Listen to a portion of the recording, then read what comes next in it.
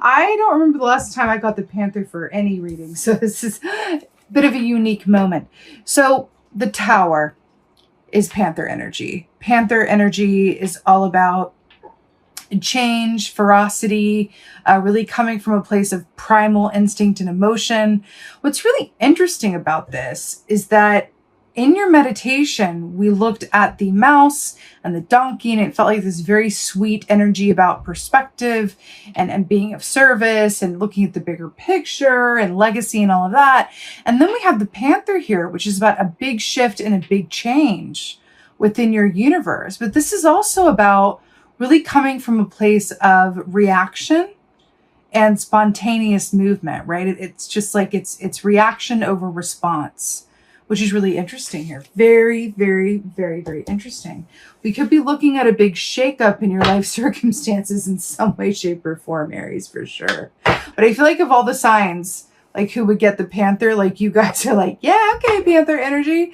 And it's interesting because with the star energy that I felt in your opening meditation, that's very much about alignment and wish fulfillment. And then we have the Tower here, which is a big change. So really, really interesting here. Let's see what's going on. Let's see what's going on. Right. So you got this in the reverse, but I'll hold it in the upright. The Chariot, this is Cancerian energy, which is the season that we're in, right? So that's really beautiful. It's a major arcana. So you have two major arcanas here, which denote, destined and fated events. So it's a significant time for you, Aries. It's not arbitrary. So interestingly enough, with this Chariot energy, this is very much about fast forward movement that is balanced and laced with purpose, right?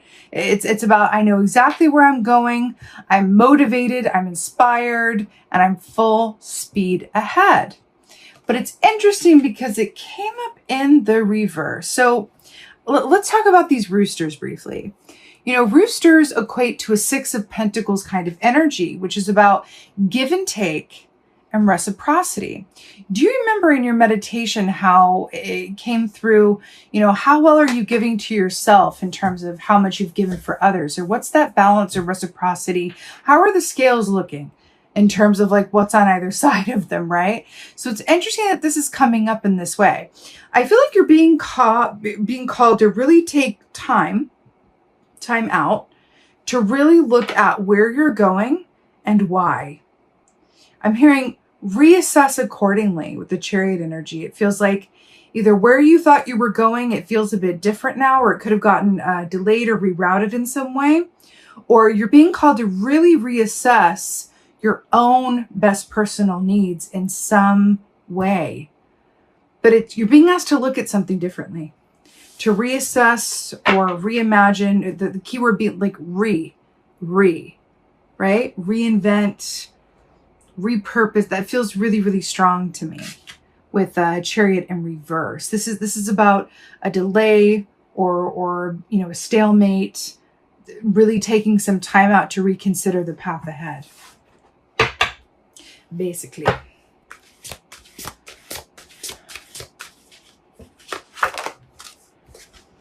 Right. Okay.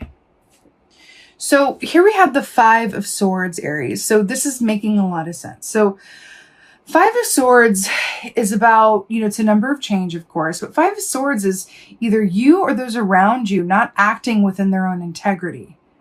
This is behaving in ways that are a disservice to you and or others around you, right? It does feel like you're going through a bit of a bumpy moment. It's interesting because they keep drawing my attention back to the meditation.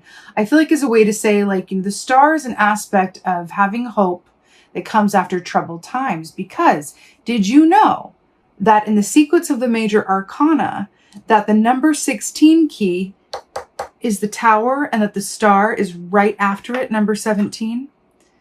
So I feel like this is a comment, that meditation is a comment on like, okay, things are shifting, things are shaking up, but the reason that Tower moments happen is to realign you on your highest and best path.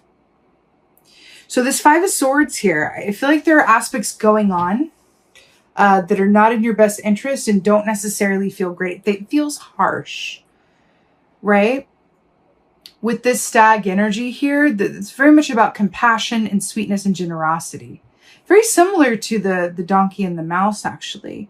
But look at this. Look at this deer. It has no place in this harsh environment.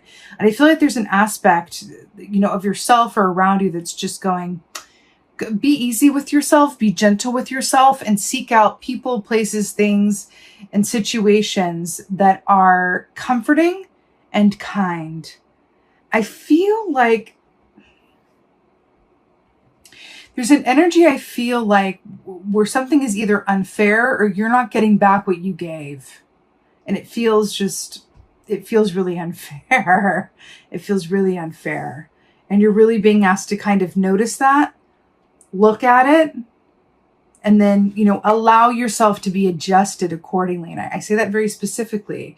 It's not look at it and adjust accordingly. It's look at it and allow yourself to be adjusted accordingly. Because it does feel like a lot is shifting within and around you, right? And it's just about surrendering to that, going with the flow of it, and not coming from a place of resistance, right? I mean, so happy to see this. So then we have the 8 of Wands. This is really brilliant how this is storyboarding, and I'm really excited for you. So the 8 of Wands, the wands are about the actions that we do or do not take, usually around the work that we love to do, but they can also be about, our interpersonal relationships that really fuel us, that we're really passionate about. So with the 8 of Wands, this is about an upward movement and ascension. This is communication. This is messages. This is travel opportunities. This is offers. This is going from one place to a better place quickly, right? It's literally a ladder. You're ascending a ladder quickly. And with this Falcon energy here as well, it will feel like it happens pretty quickly. But what's interesting here is I'm really drawn to the snake here, which is a sign of healing, right? It's healing. It's sort of, it's similar to an Ace of Wands energy in that it's the reward that comes after healing, the ability to feel, reinvigorated and renewed and whole again. I feel like you're being called to shed aspects of your life or the way that you go about doing things. And sometimes when changes want to be made and we either don't get that memo or we do get the memo, but we're resistant to that, then the universe will step in and give us a series of tower moments or one big tower moment because we've stepped out of alignment of our highest and best path. In my experience, this also happens very often when we've made more choices from fear than love. When we've made more choices from fear than love, then we really knock ourselves out of alignment and then tower moments happen. And it's interesting how you can sort of chart it backwards, which is, okay. Chariot in reverse. Okay. When you chart it backwards and you kind of look and say, you know what, let me look at other tower moments that have happened in my life. And let me think about the choices that I made that got me there. Let me chart it backwards. Okay. Well, this is a job that didn't work out, that went really badly and didn't work out for me. And it was really hard. And when it ended and all this, let me look at the choices that got me there. Well, you know what? I had a weird feeling in that initial interview. I didn't feel good about it. But then when they offered me the job, the money was, I needed the money. So I went for it, even though my instinct was telling me there was probably something better. I was really tired of searching for a job. So I just said yes. Right? Which was a decision made from fear and not love, right? Love choice would have been, you know what? My intuition is telling me to say no to this. And I know that something better that's going to, make me happy and I'm going to feel really excited about, if it's not a hell yes, it's a no type of situation. So you say no to something and then you trust that something better is going to come along as a result of saying no, right? That's just an example of being able to chart backwards and go, how did my fear-based choices get me to whatever tower moments? And it can provide a greater sense of understanding and clarity. And then through that lens, kind of like with the mouse and the, donkey energy, really gifting yourself the gift of forgiveness and compassion for the choices that you made or that, were made around you that were maybe didn't feel exactly like they were in your highest and best good. Back to that Five of Swords, right? But it feels like you're being asked to chart things backwards and really take a look at the ways in which you have been a disservice to yourself, and or you have allowed yourself to be disserviced by others. That feels incredibly important here. And with this Panther, this Tower energy, I feel like it's going to be very obvious in some way. Very obvious. And in doing so, it's allowing you to kind of cut those ties, put those X marks down, these dead trees here, and then really ascend onward and upwards, right? It's like you go from this being, you know, the stumps in the ground to like flying through the air with the greatest of ease. A daring young Aries. On the flying trapeze. I had to finish it. So it's really interesting here, Aries. You're really being called to do kind of a recalibration and take a look at some things for sure. Let's go ahead and get some advice for you. Why don't we though? Let's get some advice for Aries. Oh, look, I split the deck. I got the Eight of Wands. A lie. Let's get some advice.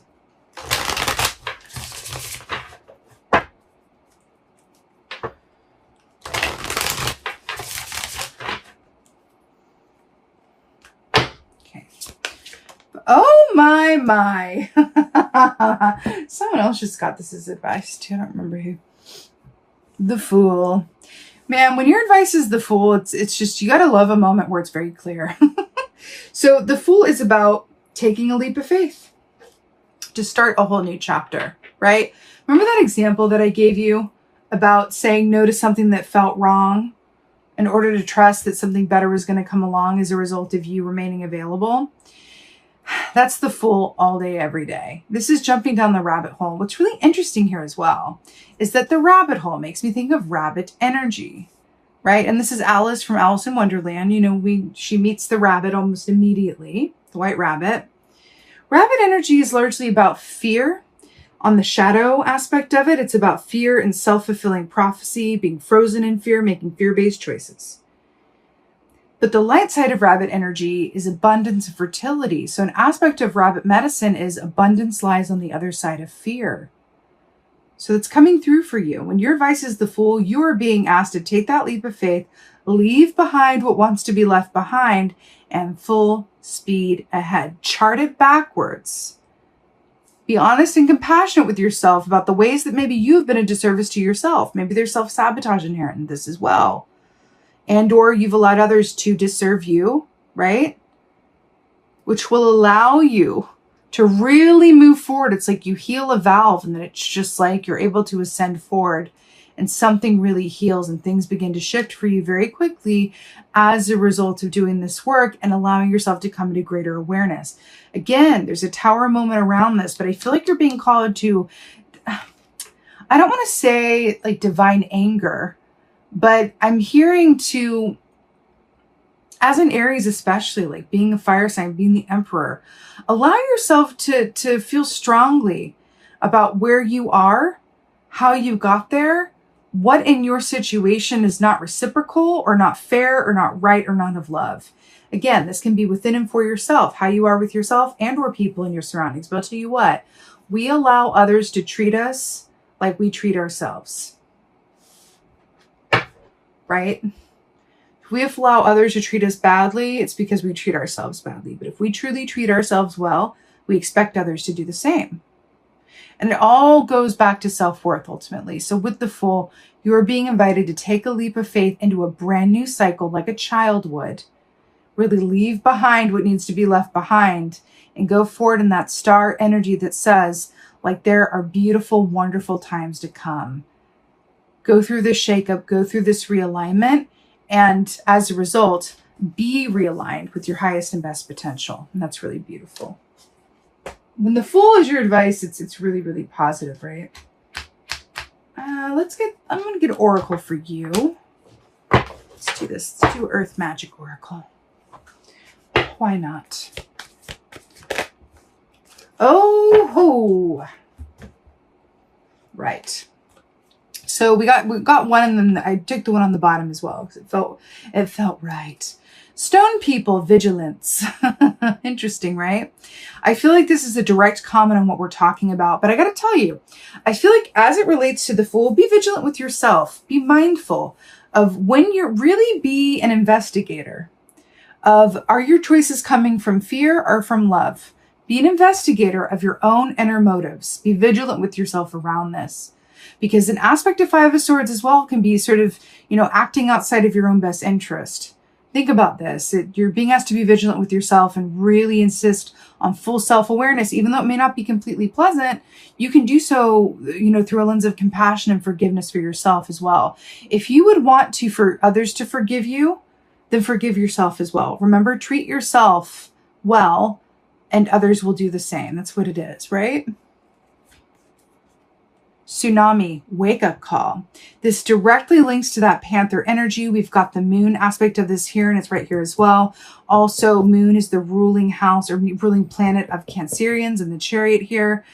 Wake-up call. This is exactly what we're talking about, but it really is an aspect of this that says Spirit is coming in to realign you and shake things up in order to put you back on your highest and best path. It's really about allowing it, going with it, working with the energy as it is from a place of flow, non-resistance, and faith as well. So it's really beautiful, Aries. You absolutely got this. With that being said, I'm sending you so much love and many blessings for your second half of July. I so hope that this helped and resonated. If so, please let me know in the comments below. I love reading your comments. I respond to every single one of them. I just love it. So I'd really appreciate that. Please like, share, and subscribe. I'd be so grateful. And lastly, just thank you. Thank you so much for being here. Thank you. And most of all, and as always, just thank you for being you, and be well. Until next time.